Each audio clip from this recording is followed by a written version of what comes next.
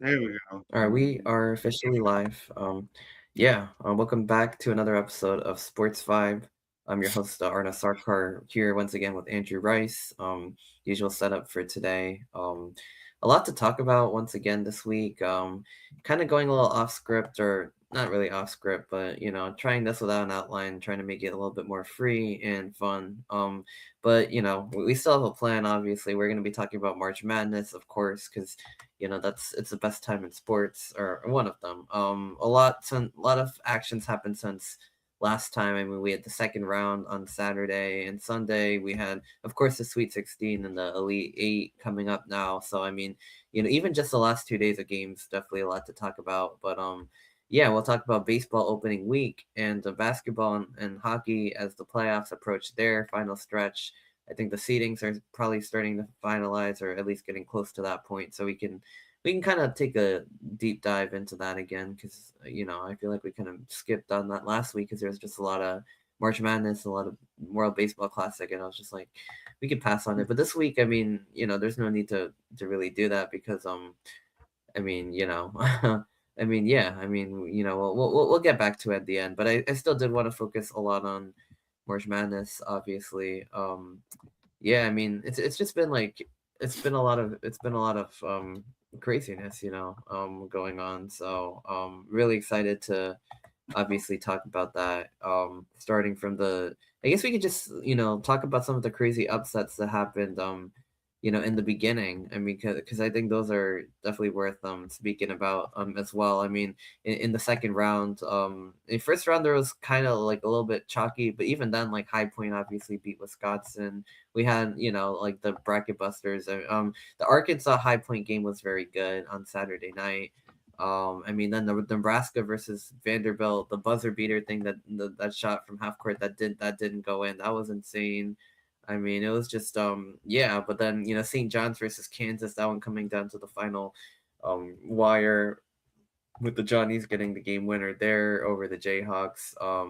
But I mean, I think the darling of basically who people are calling this year's Cinderella is none other than Big Ten school Iowa, and they delivered the biggest upset of the tournament. I would think, by knocking out number one seed Florida, the defending champs, a team that had a lot of people still had going to at least the Final Four this year. A lot of people really like them to go even further, and they lit up their first round opponent, like Prairie View A&M. Like, I mean, it looked like they were like unstoppable. And then Iowa was able to kind of take control of that game for a while, lead them, and then even when Florida came back, they withheld it, and they got the game winning shot. So, and the runs continued for the Hawkeyes. I mean, they beat Nebraska in the Sweet 16 in a very interesting Big Ten West, like rivalry matchup. I mean, if you told me you'd have Iowa versus Nebraska in the Sweet 16 in men's basketball, like what I mean, like those are not typically basketball schools, really. Like either of them. And Nebraska had obviously a really breakout year, but Iowa coming in as a nine, like you did not really expect that from them either. And I mean, yeah, now they play Illinois, but I mean, just the run that they've had so far, knocking off teams like Florida, obviously. I mean, another higher seed in Nebraska. So it's just like, it's just craziness, right? Now they play another Big Ten team in the Illini. So it's just, Some would yeah, I say mean, I it's think, madness. Some yeah, would say it's madness. it is madness. I mean, it's like on one hand, it sucks that we kind of don't really have our Cinderella. Like High Point was, I think, the closest thing you got to it, and that was a really good game against Arkansas. They're hanging in there, fighting, but I mean, in a lot of ways, like Iowa kind of is like that Cinderella team. Like even though they're a Big Ten school and whatnot, but like nobody really had them going this far. They're a nine seed. Nobody, and really on like nobody's radar really, and now they have a chance to like really maybe tournament team, yeah, but now they have a chance to go all the way to the Final Four, and even if they don't, I mean, Elite Eight's still really good, and just the runs that they've had. But I don't know. What can you tell me about like the Sweet 16, like that game? Did you watch more of Texas Purdue or Iowa Nebraska? Because I know I was locked in on Texas versus Purdue because that game was so close, and it came down to like Texas I think was winning for a bit, and it came down to the game winning tip in by Trey Kaufman Wren. So that one I was kind of locked in on. Iowa Nebraska was kind of just going on for me and the other channel. But I guess what could you tell me about like both of those games, or whichever one you watch more? Well, to be honest, it was definitely the two corn eaters going at it with Iowa and Nebraska. Yeah. He um, literally did. Yeah. yeah, I mean, in all honesty, like no team like truly ran away with it. Iowa was actually down at the end of the first half by three. Obviously able to come back and pull off the 6 point victory. But yeah, I mean, no team like really truly ran away with the game. Iowa was a lot more consistent on offense, hit much more of their shots, but on the contrary, Nebraska also just attempted more shots across the board. Right. So it's like hit more, shot more. Um, I will say Nebraska was the better team on the boards, um, Hmm. but in terms of just I guess overall defense, I think Iowa definitely had their number. They had more steals, more turnovers, you know, um, Right. more points off turnovers, obviously, less fouls, all that stuff is eventually going to add up. And, you know, Yeah. turnovers.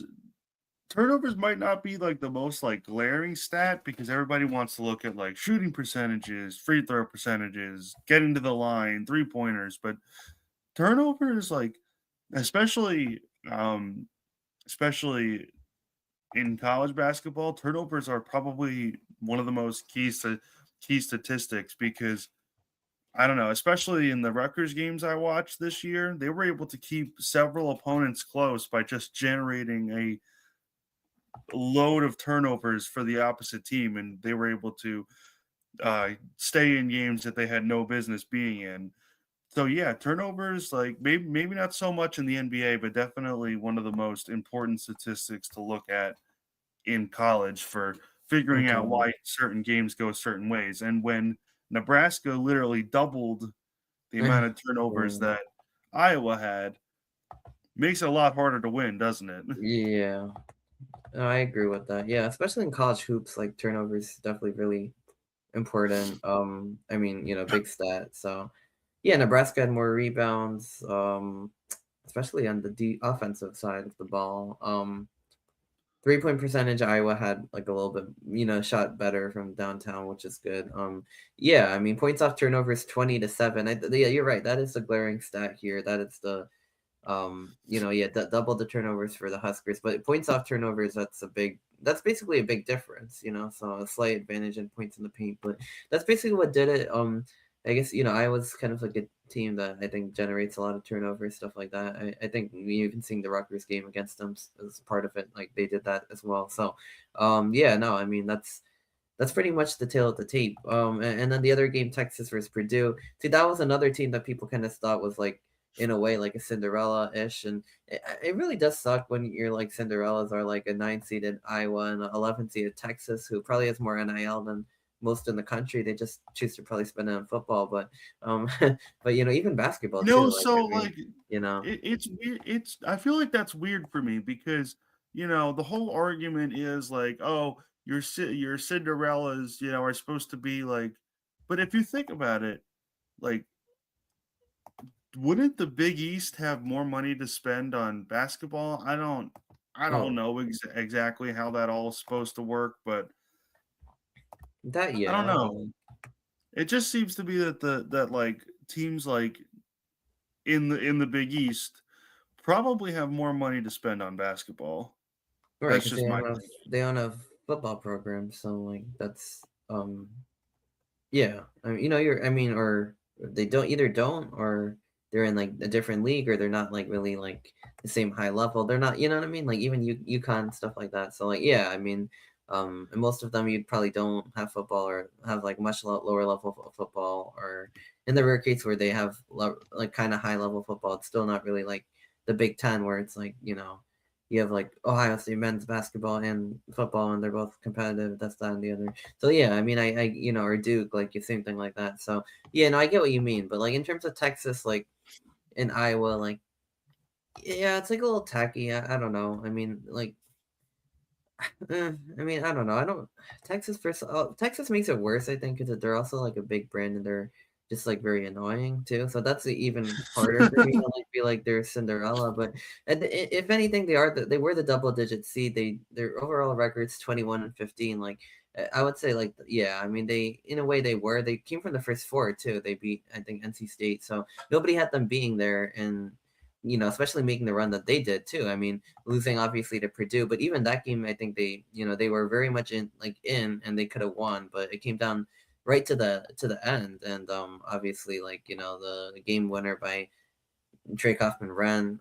It was very back and forth like a game, and I don't know Purdue. Like I mean, they like I mean, you know what I mean? It's just something about them, like, Fletcher Lawyer and Braden Smith, and the way, like, Smith, I think, passed the most assists record and all of that. And, like, they have multiple guys and, you know, double figures every game. They have a good big man, all that good stuff. For Texas, Tremont Mark had 29 points. He was just like on a heater from downtown, everything, just really putting them on his back. And a couple other guys had 15, 12, Dalen Swain, Jordan Pope, but no, I think that I mean because of that, like I was kind of trying to watch Texas Purdue and not really so much Iowa Nebraska, but yeah, Purdue makes it out of the Sweet 16 on that side.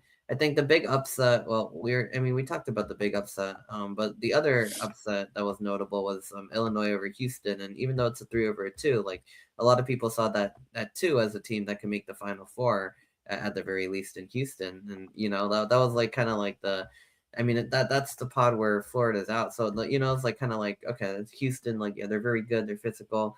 This that like they're probably like a lot of people even if they went chalky, they were like okay, Houston over Florida or something like that. But now it's Illinois over Houston. So we hung out last night. I mean you're telling me a little bit about that game and how physical it was, and how what Illinois exactly did to kind of limit Houston in the paint. They suffocated them. They use those uh big Eastern Europeans Yeah, down low and just absolutely gave them nothing. yeah. Which is a weird thing to say for a team like Houston because usually they're the team that does that. They're very relentless on defense. They're known for physical offense, rebounding, like all that kind of stuff more than anything else, really, in terms of their style of play. And yeah, I mean, like their leading scorer, Emmanuel Sharp, 17, Tugler limited to 6. I mean, this is a team that lost. Did they lost the national championship, I believe, to Florida last year, and after beating Duke. So obviously very good, very close to winning it all last year. This game was in Houston too, by the way. So like literally in their backyard. Yeah, so I mean, yeah, Houston obviously a very good team now, like but yeah, the Illini just suffocated them, and so many Eastern Europeans on that team. I mean, they have Ivicic and Stojakovic and Mirkovic, and like all these guys, and Keaton Wagler, who's really become like a star for them. I mean, as well. I mean, he had kind of off shooting night. He had 13, and this was like this is kind of like what people say is like Big Ten basketball, like 65-55 win for Illinois. I mean, like we're talking about like the Pikel like speed limit again and stuff like that, So like this is just Yeah, like where grinded was out that big this year? boy, Where was that? Where was that this year, huh? right? Well, this Michael, year I thought we was were supposed to get better on defense again. Where was apparently, that? yeah, right. Like that's what I thought too. So I don't know. Maybe we're saving it for the crowd in a few weeks or Oh yeah, okay. yeah, so your Rutgers gonna be Yeah. playing deep into April this year, just like everybody thought. So, um, it's funny because when does it start? Like next Thursday, or I think it does, right? Like next Thursday, Yeah, I think, yeah, next Thursday. and then it ends on what Monday or something like that. I don't even know, Yeah. but like interesting because the timing like lines very much up with the end of March Madness. I think it's like almost the same, maybe even later or something like that. No, no, it's a little bit No. before. It's like 3 or 4 days before. Ah, all right. Well, yeah. I mean, Because Thursday, March Madness Saturday. and Yeah. right before the transfer portal opens. Oh, true. Yeah, yeah, yeah. It can't really be later. Yeah, Thursday, April 2nd, we play 10:30 against Creighton. Jeez, like that's a late tip, but yeah. Anyway, for kind of a relatively meaningless game, but like I mean, nah. But like in terms of and then Saturday and then Monday, yeah. I think it's like basically roughly lined up with the end of March Madness. But either way, it'll be cool to see us. But I mean, I don't know. Like that's not really like Yeah, the I'm gonna point of watch this. the real tournament. I'm gonna Yeah, watch the. yeah, go watch the real tournament, not the crown. But if you want to watch the crowd too, like you can. But anyway, I mean, I kind of got a little off topic of Rutgers, but I was trying to say is um what else are you doing? The speed limit, the Big Ten style of basketball, and yeah, I mean, this has really been. I think I was kind of gonna try to make this a broader point, but I think like this is finally becoming the year for the Big Ten that I mean that they deliver in March. I mean like four of these teams in the Elite Eight now are from the Big Ten. Like so I mean I think like 8 of the Sweet 16 were also from the Big Ten, and even the ones who lost, like some of them were lost to each other, this and that. Like Nebraska, Michigan State obviously lost, but yeah, I mean Illinois. We have Illinois, Iowa, Michigan, and Purdue now all in, the Elite Eight. We're guaranteed to have at least one team in the Final Four. It could even be as many as 3 if we're being very honest. But I mean, Do yeah, I mean, you the Renaissance is. do you want to break the SEC? Do you want to break the SEC SEC? is all gone, by the way. I mean, except for Tennessee. Tennessee. Yeah, Tennessee's still in there, but they're going to be Tennessee's gone after gone. Michigan Oh takes yeah, care. they're yeah. But Michigan's gonna line them up. Yeah. but do you want to break the SEC? You have 3 Big Ten schools in the Final Four, and then have 2 Big Ten schools square off in the finals after Yeah. three It's gonna years in be a row 3 exactly if the of SEC the like college football are. championship. Dude, I know. Like we it's like we got college football from them, and now like college basketball. Um, I mean, Yeah. that's like even more unexpected. College football, at least, okay. Like their SEC for a while was a little bit better, but Big Ten was like right there with them. At least the best teams in the conference are right there with them. Then they overtook them. Michigan, Ohio State, and Indiana out of nowhere, obviously winning the national championship now too. So, if basketball, Big Ten is like completely undersold and underdelivered in every big moment for like the Oh, they've past always done 20 that. years.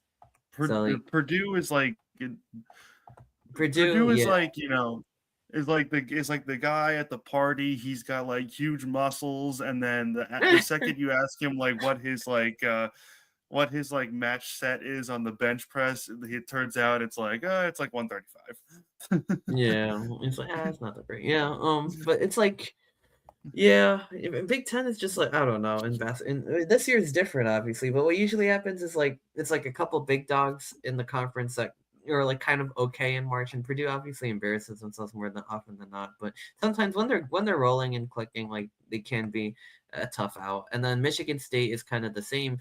You know what I mean? So it's like it kind of sucks when they lose because then you're like the whole conference is done. Like Michigan State's usually like the last like the one true team that kind of like sort of makes a run for and like is like the Big Ten's like big dog. But then even then they're not like barking as loud as like UConn or Duke or like a real like elite team either. So it's like even then they're like also like short. Like last year they lost to Auburn and you know what I mean? This year, you know what I mean? So it's just like those two are usually like the big dogs in the conference that actually kind of make noise in March for the Big Ten. And this year they've been joined by the Illini, Iowa, Nebraska, Michigan, and just like a whole bunch of other teams, and mainly those. But it's been like kind of a coming out party for the conference. But I do want to kind of keep our ship rolling, and maybe we can dive back into the Big Ten a little later and their matchups and this and that. But for the sake of this episode The and like viewers getting will have to forgive us. This is a Big Ten oriented podcast. yeah, This is a that's true. If you're like a We neutral might as viewer well and just you're call like ourselves Big Ten bias at this point. if you guys are like wondering why, I mean, obviously the Rutgers thing, I mean, that's the primary reason. But yeah, I mean, like, I think it's also just a fair point to say, like, at this point that the Big Ten's like running the show, like, which is in basketball, which is unusual. But I mean, they're not the only ones, but there's also, other teams. But yeah, I mean, 4 out of the 8, this is basically the same pattern that the SEC had last year in, so, and it ended up with the national champion, ended up with, I want to say 2 teams out of the 4 in the Final Four, if I remember correctly. But I think Think Florida so. beat. Yeah. Yeah, I think Florida beat Auburn though. That's what it was. And then yeah, but anyway, moving on to the I don't know, the other game I didn't really get to watch too much. Arkansas versus Arizona. I mean, obviously Arizona's a 1 seed. They're very good.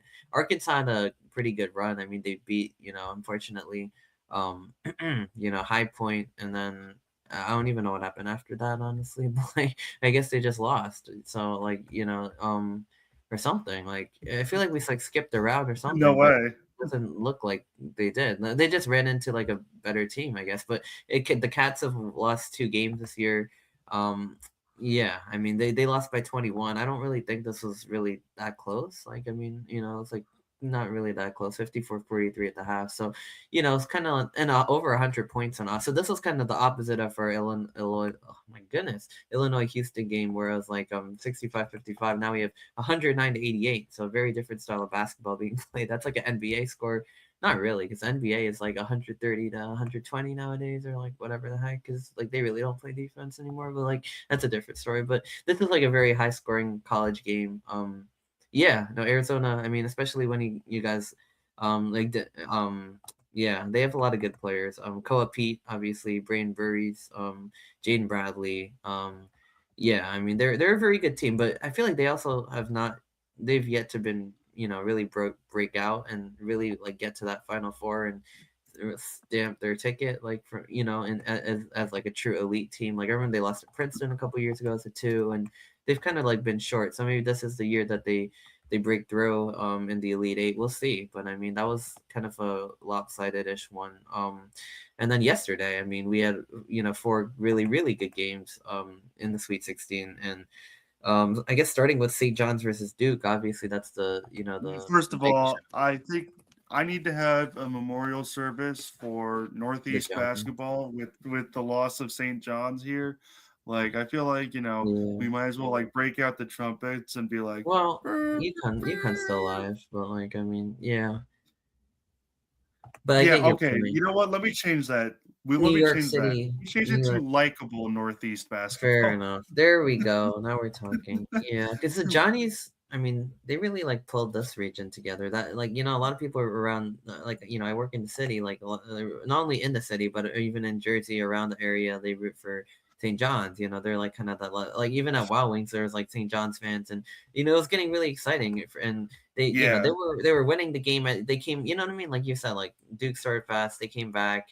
And then halftime again, like Duke started missing before the half. St. John's took a 1 point lead. Second half, it kind of flipped, and well, then St. John's was like bullying them. They were like taking the ball away, dunking. It was like a show. They were up by 10, and then I think they just started missing shots again. And I was doing some like not really research, but just like looking on Instagram, this that, and like seeing like what people were saying about the game, and kind of as we're still having our night last night. But it was just like the disparity, like a lot of people are complaining about the refs in this game and stuff like that, and it's like everybody has a different take too, where it's like some people are like, oh well, guard Kim Boozer, and some people are like, oh, the refs are fine, some people are like, oh, they suck. And it's like what are, like, you know what I mean, like everybody has a slightly different opinion, which makes it hard because I'm like, Well, well, I didn't really watch first it of all, enough to know. But you can't not acknowledge you that Cam Boozer had a great game. I mean, he did, he double like, double, 22 points, yeah, 10 rebounds, 3 assists. Like, come on, like exactly, you yeah. can't take that away. And he, You yeah, know? he gets he puts his, whatever. I mean, he is a physical player. He puts his back to the basket and he scores, and that's what he does, and he's really good at it. You saw his jersey getting ripped yesterday. I mean, then you have Isaiah Evans at 25, connected on 4 of 8 threes. I mean, just a complete game from the Devils, and they were down by 10. They came back in it to beat the Johnnies. But I think the big stat that was, I mean, everyone had a slightly different take, but I think the main thing that jumped out to me was the 3 point disparity between the two teams. And if you want to say Duke got fouled a lot more, well, yeah, I mean, they shot a lot more, layups and contact shots. I mean, St. John's went not bad, by the way, but they went 13 for 32 from 3. They shot 32 threes. They made 40.6. That's a very respectable percentage, and that's probably a big reason why they only lost by 5.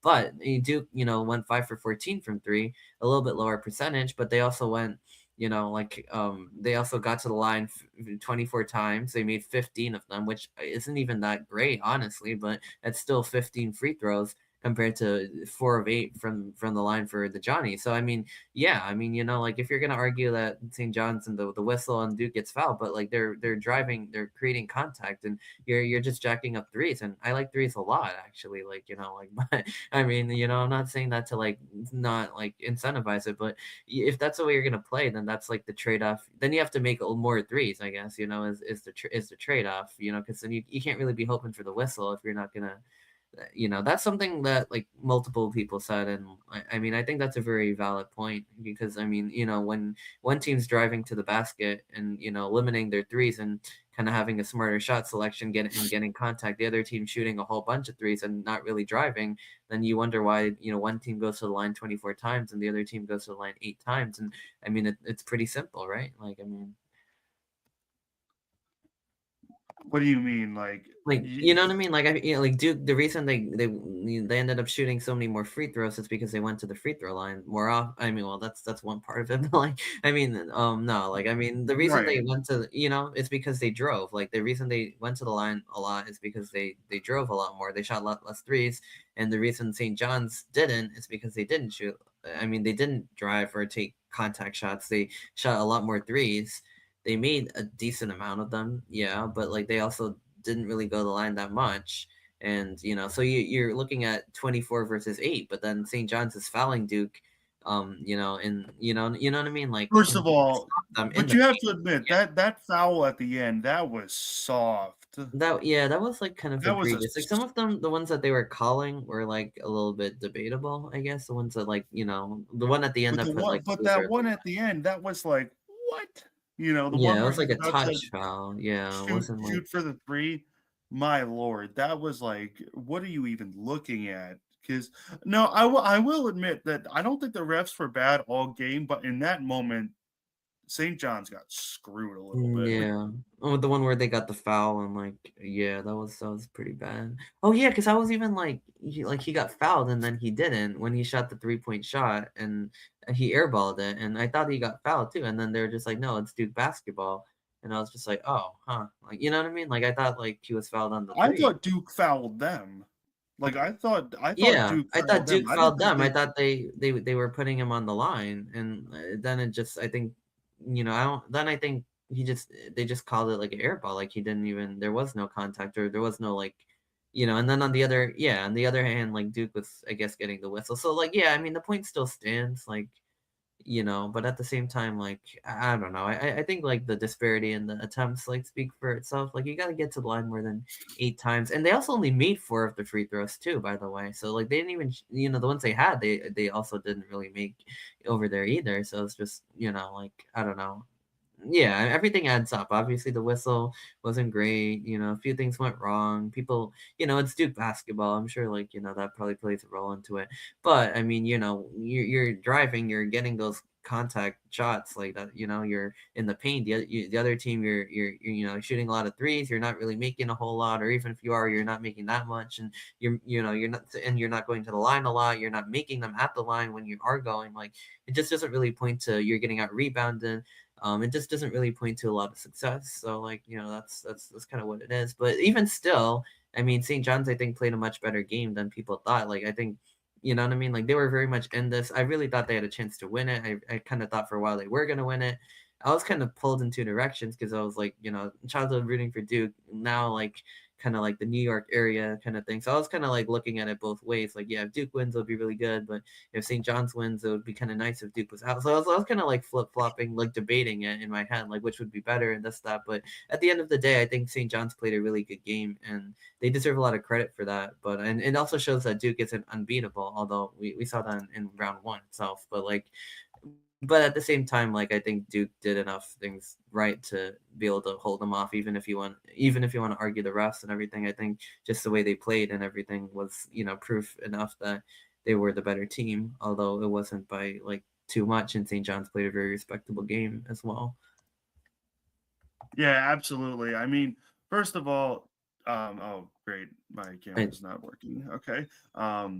First of all, I want to say that St. John's was extremely effective. First of all, the 3-point shots were absolutely raining for St. John's, and then for a even their while they ability were, to yeah. stuff they were able to stuff Duke in the paint Yeah, several that times was over the in like it wasn't rapid even the three-point succession. shots falling, although that was, I guess, part of it. They were making a lot and they pulled away. But yeah, the stuffing Duke in that run that they went on where they're just pickpocketing them, stuffing them, kind of almost like doing Showtime transition like layups and dunks on the. That was like, okay, they got this, and then like they just got ice cold, and it was just like, oh There were man. several times where you thought that St. John's was absolutely gonna take over I and thought they were that gonna Duke run and away that with the Duke thing, was like, I thought done. they were not only gonna win, I thought they were gonna run away with the thing, and, like, they didn't, and that's frustrating, like, you know what I mean? That is frustrating, but it's like the evil empire comes back, but, the thing with Duke and other blue bloods is, like, if you don't any of them, you hate all of them.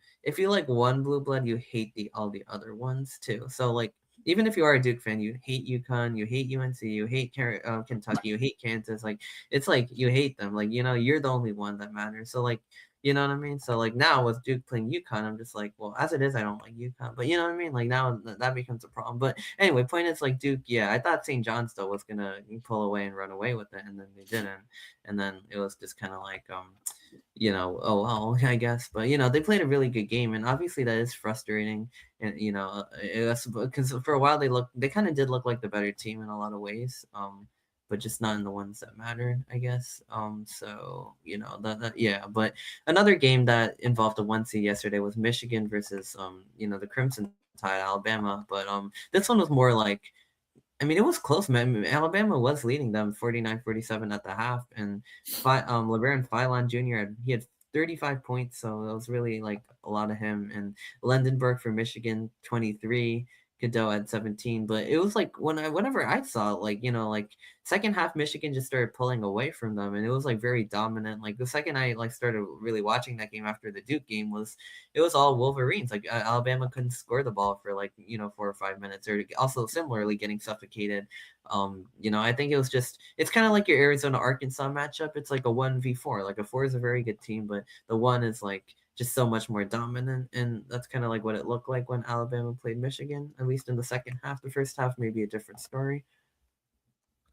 Oh yeah, I mean, like I always that was like a tale of two halves basically, but Yeah, because Michigan. Alabama was winning the first half, like for at least by the end, like even though it's close, like they were still like, okay, we're in this thing, and we can beat them, like it looked like it for a while, and then like second half, like the wheels rolled off the wagon, and like then Mich, you know what I mean? It's kind of like, um, yeah, what was I gonna say? It's just kind of like, yeah, tale of two halves, like you said, and also I completely lost my train of thought, but it's kind of like college football where like the depth eventually kind of wears out when like two similar level teams play, or like one slightly better one plays. Like for a while it is close, and then later on in the game the better team kind of takes over, and you see this a lot when teams in like slightly different levels play each other, or even the same level, and one's just better, and by the end of the game that kind of just shows up, and that's basically what happened here. Like Alabama was good, they were in it, they were winning, and then the wheels kind of just fell off the wagon. Michigan just dominated because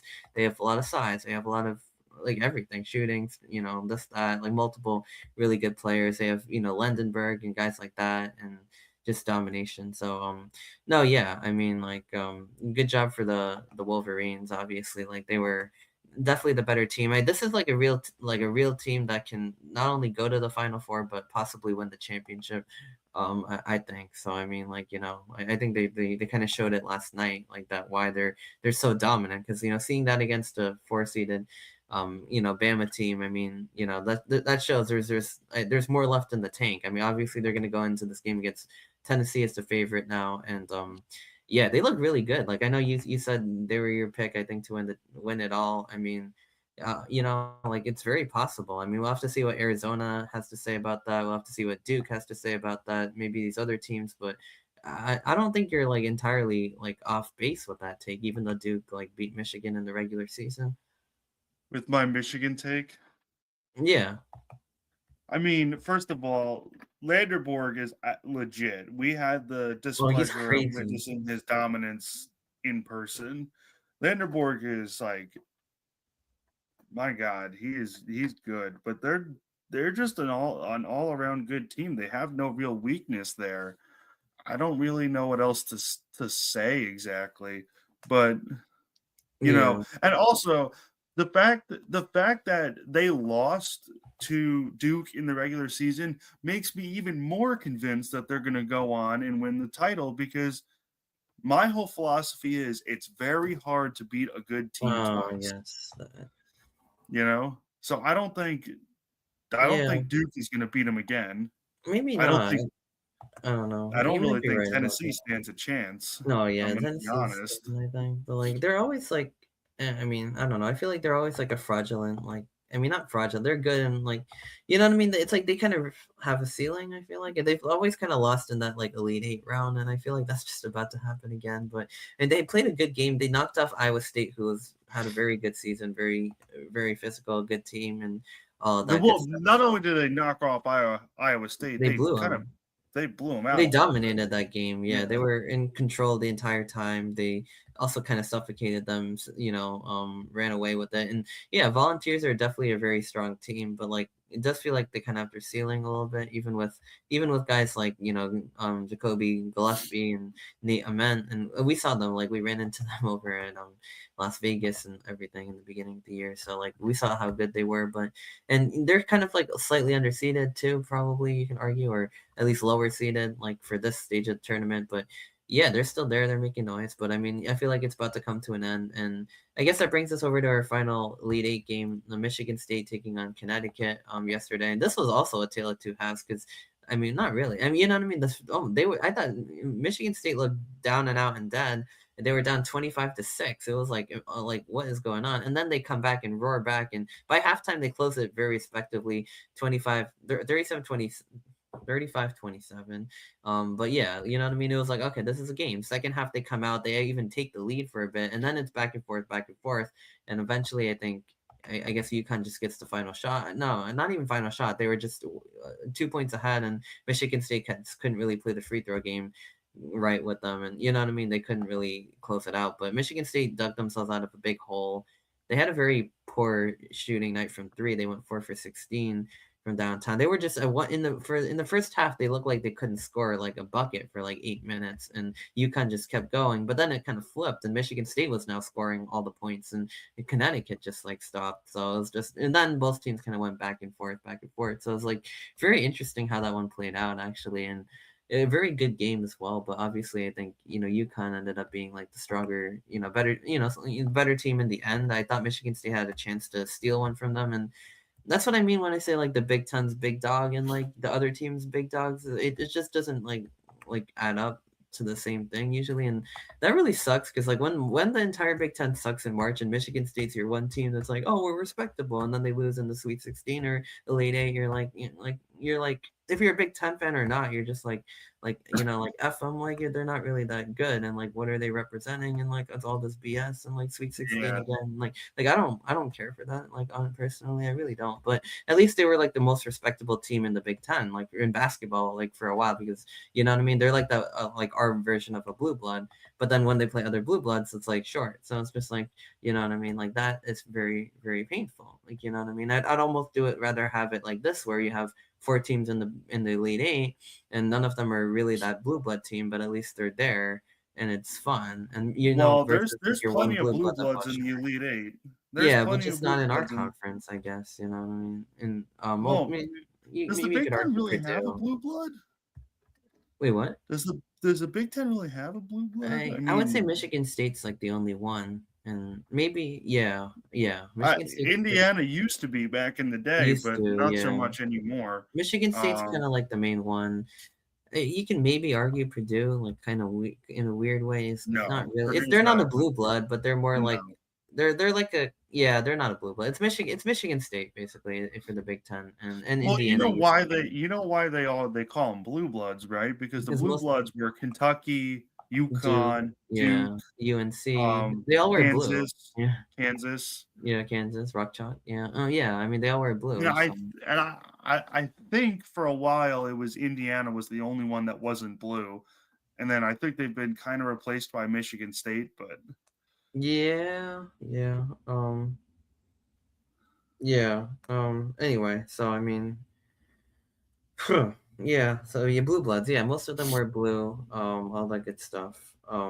So not yeah. I mean, in terms of the Big Ten, like I mean, not really having a rep in that. Like obviously, well, this year they have four, so it's just not MSU. Unfortunately, they couldn't break through. Connecticut's definitely also blue blood, and now it kind of does suck because I feel like St. John's was like they beat UConn handily multiple times. They probably should have been a higher seed, and they ran into a Duke team, I guess that was probably a little bit better, and some things also benefited them. But now you got anyway, it doesn't really matter though because now Duke's playing that team too, so they're playing Connecticut now for a chance to go to the Final Four. So yeah, you got ACC, the one ACC team, really good Duke team that it could be their year versus a UConn team that's kind of back in the limelight after winning two championships and falling short last year. And then that should be a really good game actually. I am excited for that one. Then you have Tennessee versus Michigan, where I think we are all expecting kind of like a Michigan win over here, which would be really nice, especially coming against an SEC team in Tennessee that I don't know if people really hate them, but it's just obviously you want like the Big Ten to win that one, and they're the favorite this time around, which is nice. Then you have Purdue versus Arizona. I think this one, the games today, Purdue versus Arizona. I mean, I think Purdue has a chance in it. I don't think it's a good chance though. Like, I think Arizona's just like another level of a team, and I think they're gonna win and go to the Final Four. And then finally, I mean, we're kind of going in reverse order from Sunday to today, but we get what I mean, like reverse order in terms of the timeline. But the first game, this one's a very interesting Elite Eight game because now we have Iowa versus Illinois, and like Illinois like was kind of seen as like a sleeper team in the bracket where it's like, yeah, they're a 3 seed, but they're a very legit one and they can make it deeper. Iowa's like, whoa, like what the heck, like so. I mean, I don't know. Like I feel like also Iowa's run probably ends here too, but I don't want to say that because like you don't know. They beat Florida. It could some magic could happen. They could get hot, and it's a BD of March, right? But I think after Illinois beat a team like Houston, I mean, I think they're gunning for that Final Four too, and I think they've also been a team that's been good, not good enough. Like like lost to Connecticut, like almost embarrassed by them a couple years ago. Very frustrating, but either way, like I think this is could be a year Illinois takes that step to the Final Four. I mean, Michigan, Arizona, like a lot of teams that have kind of like been close but not no biscuit. Like this could be a year for them to be like, yeah, we're good, we're here, and we're in the Final Four. And then on the other side, Duke versus UConn. I mean, you got your blue blood matchup that college basketball fans are probably been salivating over too. So like it's kind of like a little win-win, inside outside kind of thing going on here. Yeah, I mean, like I don't I don't know. It's like there's so much I'm like unconvinced about because Purdue does not convince me at all. Nope, Like, nope. one Arizona of one kind of of these does. Mm, Arizona looks legit. yeah, Duke looks legit. yeah, Michigan looks legit. yeah, Illinois for some reason looks legit. yeah. You know, Yeah, it's like Purdue it's a weird year, right? Like, I mean, now now I'm pulling for Purdue no matter what. I yeah, have family that are big yeah, fans of that's fair. the spoiler makers. See, Mm-hmm. Yeah. the basketball team is now the spoiler makers. Their football team is now the soiler makers because all they do is soil themselves on the field. But Yeah, they're very, very bad. But yeah, I mean, like Duke does look legit. Like UConn now like looks pretty interesting too. Like, that if there was one matchup to watch in the Elite Eight, I would say it's going to be that Duke UConn matchup. yeah. That is Ooh, just it's gonna be that is spicy. just two big dogs going at it. Yeah, you're talking And about then big dogs. Like, yeah. Uh-huh. and Also, then Purdue after or that, Arizona, I'm very excited to see how that one plays out too. But like, I in mean, terms that of should like be fun. overall interest though, or Iowa, games I think are going to Illinois. be the best, Iowa, Illinois, and Duke, UConn are going to And be the best in my yeah, opinion. Duke UConn's gonna definitely deliver one, and Iowa Illinois is like that's a really interesting, intriguing matchup for an Elite Eight game because that's like one that probably nobody thought would really be Let me like that. see, And on top actually of let that, me check. I want to check because they definitely played in the regular season, so I I'm sure want to they know did. Yeah, who took the who regular won? season And matches. who Um, huh? did they Yeah, not? no, they No, played in the Illinois regular. won, right? Yeah, Yeah. Illinois won at 75-69, Iowa. so that's a close score It's a there. close game. Yeah, Yeah. it's weird that like when did Iowa get that hot though. Like it's like I feel like they were just kind of like there all season. Like they were like not bad, not good in the middle, and then I think they just I got hot. mean, They lost to Maryland. They got hot tournament time, I guess, they and certainly didn't get hot in the in the conference Big Ten tournament. tournament or the They lost conference to Penn tournament. State. Like, yeah, I mean, they were like very streaky, weird. Like, yeah, they Yeah, didn't because get like caught. They won one game and they lost to Ohio State. Basically, they they got got in as a 9 in March Madness, and even that they was got blown out. They got blown out by Wisconsin. They beat Ohio State.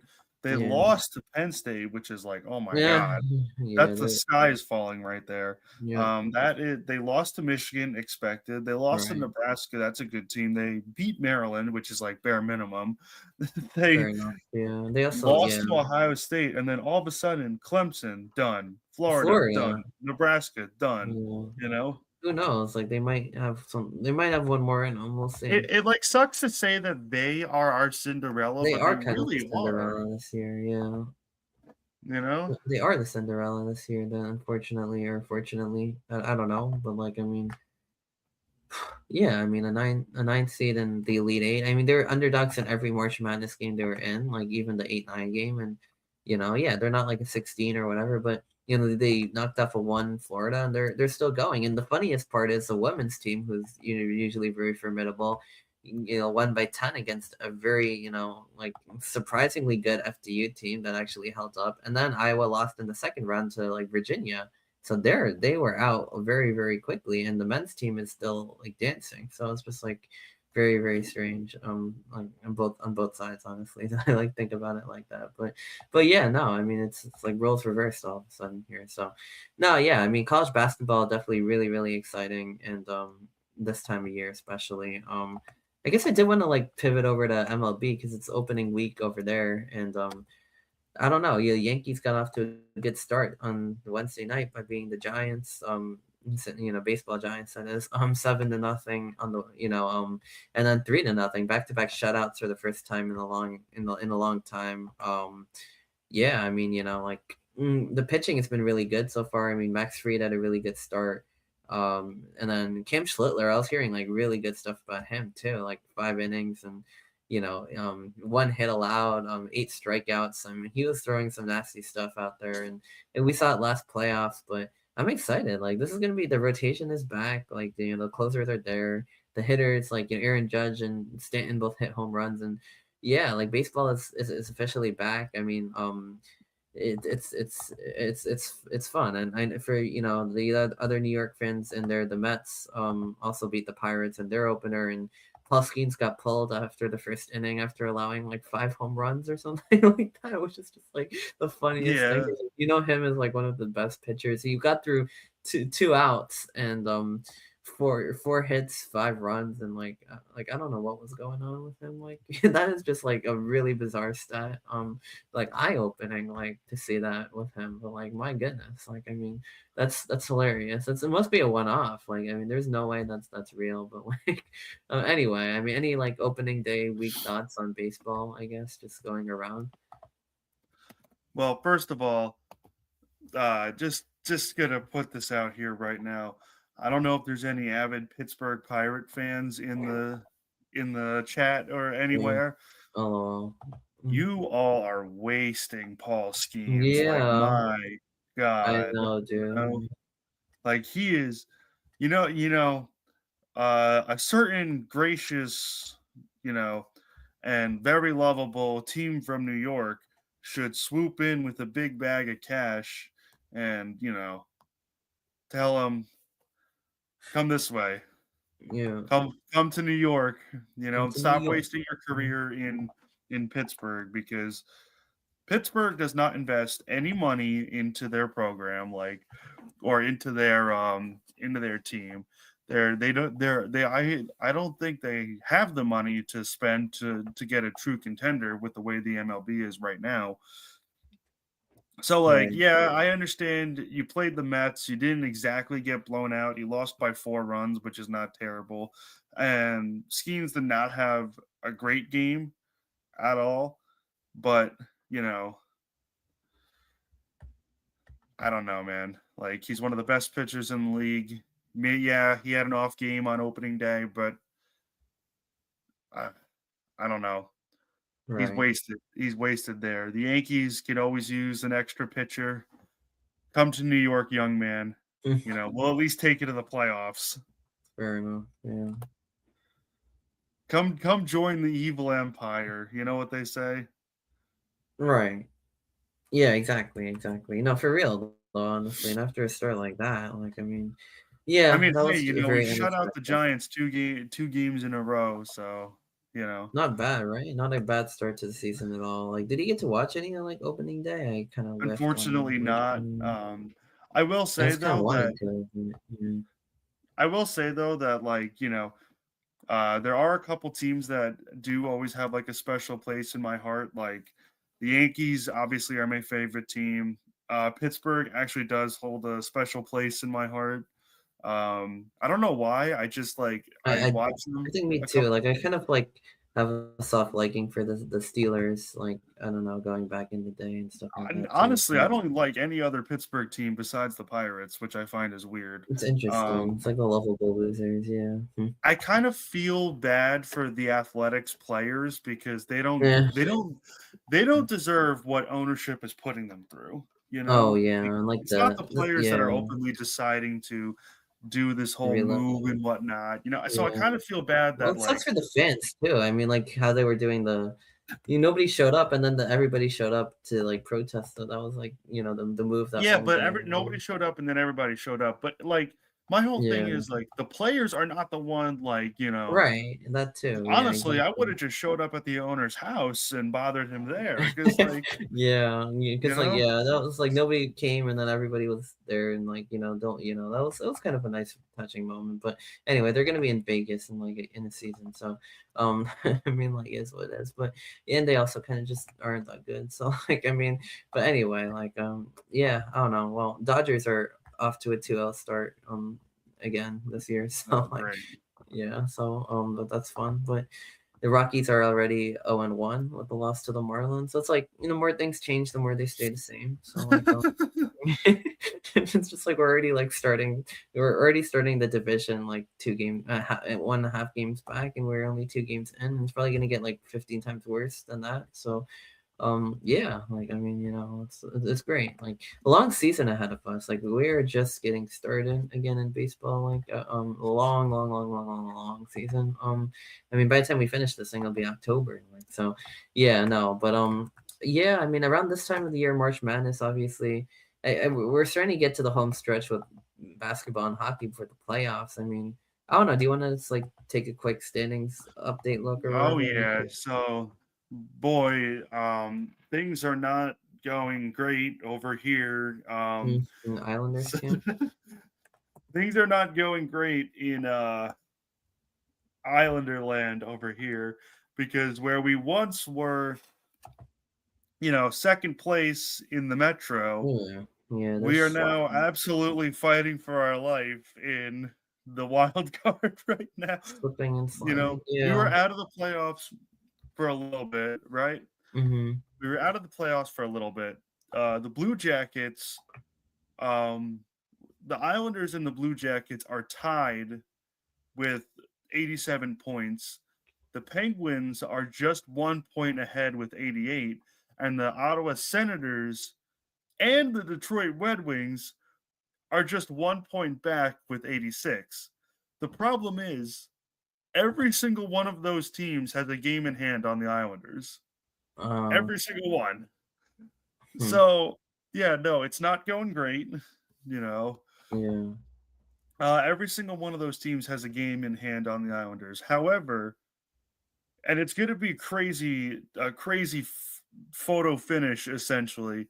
But the Islanders have upcoming games against the Penguins, the Flyers, the Senators. You know, like everybody's going to end up like beating each other up. For example, even Columbus, right? Bruins, who are in the wild card hunt, they have Sabres. They're turning out to be pretty good. Then Bruins again. They get the Bruins twice, Mhm. and they get Carolina twice. It's it's going to be Ottawa, who's pushing for the playoffs.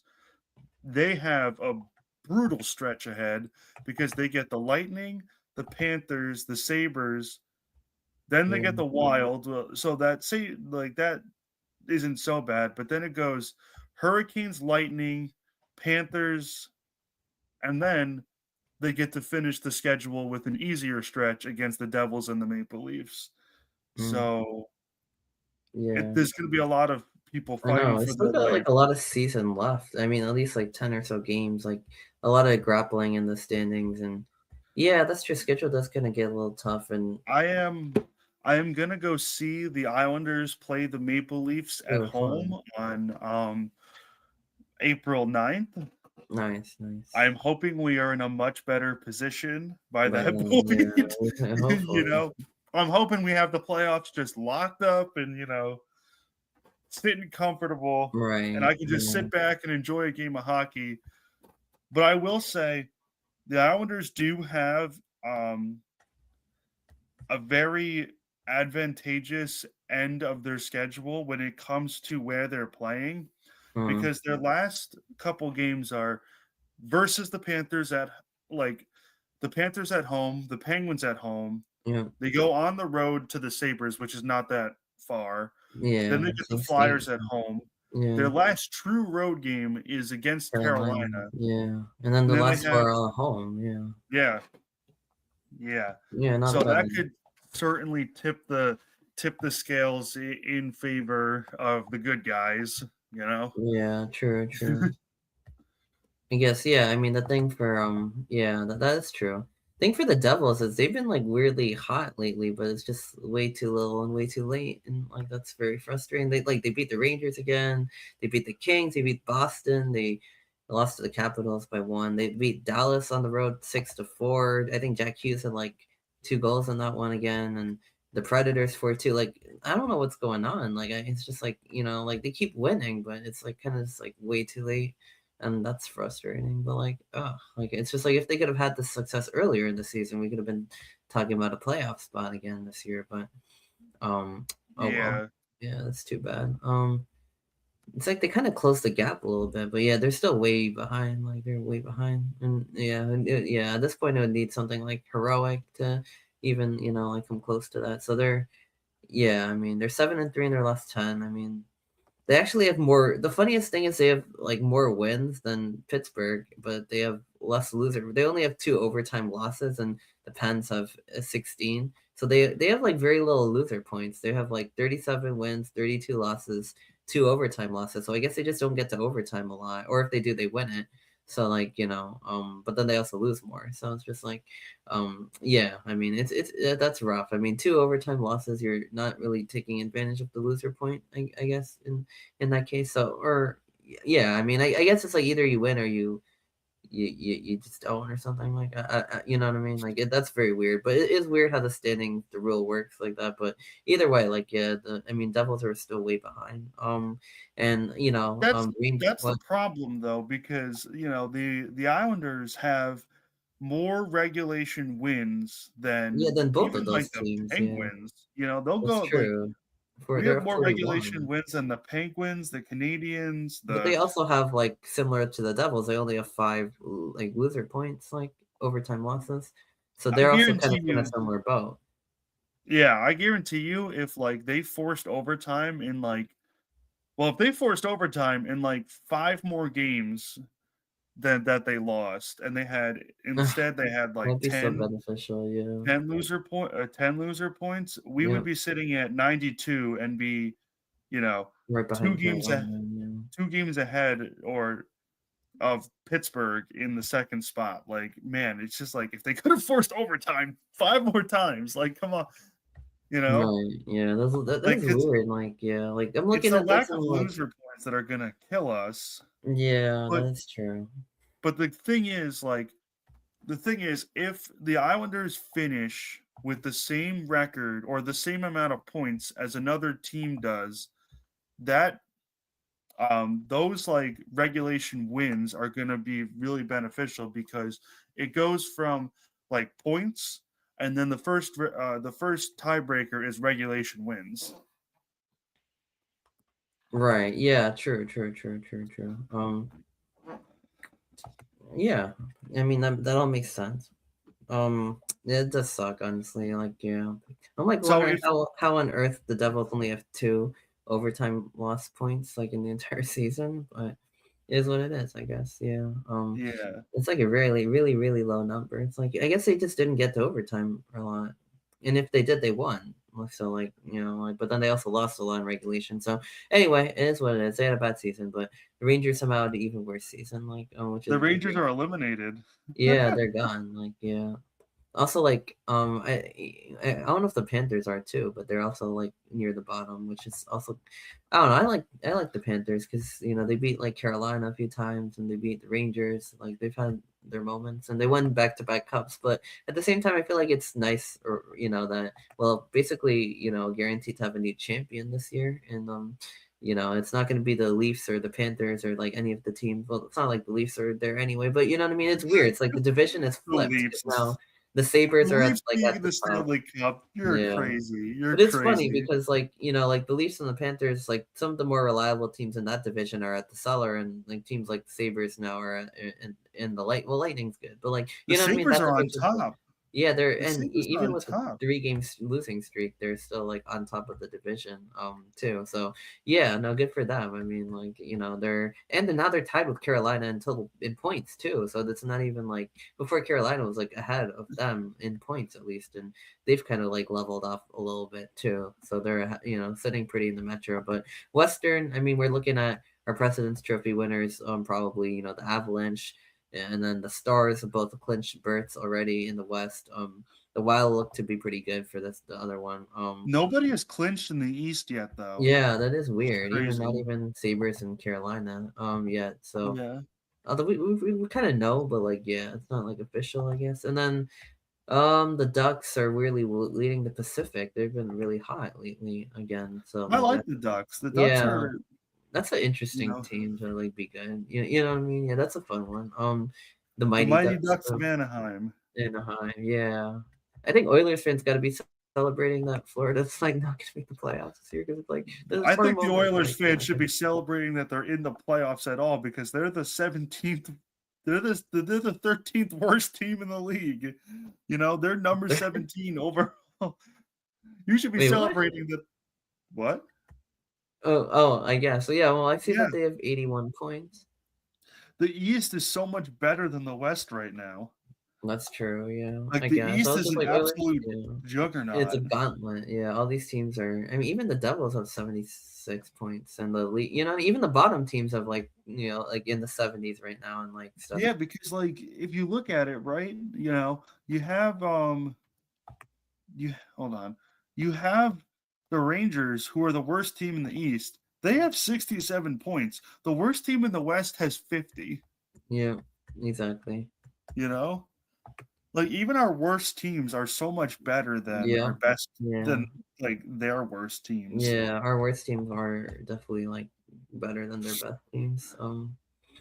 Their worst team is 50. The Canucks, like, oof. But like, I mean, yeah, Oh, I mean, they're it's bad. They're yeah. bad, I bad. guess yeah, Edmonton fans probably are like celebrating and like popping champagne, thinking like we don't have to play the Panthers this year. But there's no guarantee that that means anything because the West is still like, I mean, they still got to get out of the West in the first place. But the West is awful That's besides true. Colorado, who's just Yeah, cruising. Colorado's like a different. The top of the Central is like very good actually. Like they're ahead of like most teams in the East, but the rest of it is like Yeah, really, but really also bad. like if you realize like yeah, the teams in the Central are ahead of the teams in the East, but that's because the teams in the Central get to beat up on the other Western Mm, teams fair more. enough. You Yeah, know, you're right. the You're other right. Western teams are. I'm sorry, the West is just not good. You know. No, they're not great. Yeah, you're right. Outside of like a select few teams, they're really not. The East is like a gauntlet. Like you could tell, like the Sabres and like the Hurricane, like these teams are the Lightning. You know what I mean? There's like a lot of real teams in this. Even like the wild card teams like the Jackets, the Islanders, like Canadians, Bruins. Like it's very competitive for sure, and like the race is Even still going like on. the teams that are just out, like the Ottawa, like the Senators The and the Senators and the Red Red Wings, Wings. yeah, they're still very much in it. So it's just like anything can happen from now and then. Yeah, but like I mean, looks like yeah, we'll get somebody new on the cup this year, which is kind of gonna be nice. But it's very competitive in the East. It's like a gauntlet. In the West is like we're here to have a good time, I guess, or something like that. Like the teams that are like in the driver's seat, they're like, we're here to have a good time. The rest is like, yeah, like, have fun with that, or something. Like it's like very like lopsided. So yeah, no, this has been fun. Like I kind of thought this was gonna be a little throwaway segment, but this has been fun. I mean, like NBA is more my lane. Like I feel like it'd be nice to end on that. But over here we've had like a lot more playoff berths being clinched than over there. So I mean, I think the season's almost like a little, not really. It's about the same. But a lot of the teams have kind of been separating themselves, and the tanking has become like a real issue. Like when you look at the other side of it, because the Nets are like lost 10 in a row. I mean, like the bottom teams in the East are like so bad. Like the Wizards, Nets, and Pacers is like, what are you like doing? Like it's like a disgrace to like the game of basketball. Like what's going on over there? And then even the West, you have like the Kings and like stuff like that. But for all those bad teams, the few bad teams, you have a lot of good teams and a lot of good basketball going on. So I mean, like it's kind of the standings haven't really changed too much, but I mean the Pistons are kind of like I think pretty much. I don't know. They're not really guaranteed, but they've been ahead all year, and they look good for that first. They've clinched the playoff position. The rest have clinched play and position, which is different. But I mean, I guess the interesting one is New York and Boston, because now the Celtics with Tatum, they've been cruising. They just knocked off OKC. Yeah, I mean, they're in second. The Knicks are now in third. They, fell a little bit behind. The Cavs are in fourth. And then it's kind of like the same old little picture that you have going. Sixers have kind of rebounded, but I don't know. I mean, I still feel like we're looking at our big three, and maybe the Cavs now have James Harden. We might be looking at like, four teams in the East that can really make some noise, but it should be fun to see how they duel it out. I don't know. I think Detroit's like real this year. I think we might be looking at. It would be fun if we get Pistons versus Cavs second round and Celtics versus Knicks again second round. Like I would like love to see that. Like I would love to see that. But especially if the Knicks like beat them again, that would be really nice. And I'm then in just the not West, enjoying basketball this year.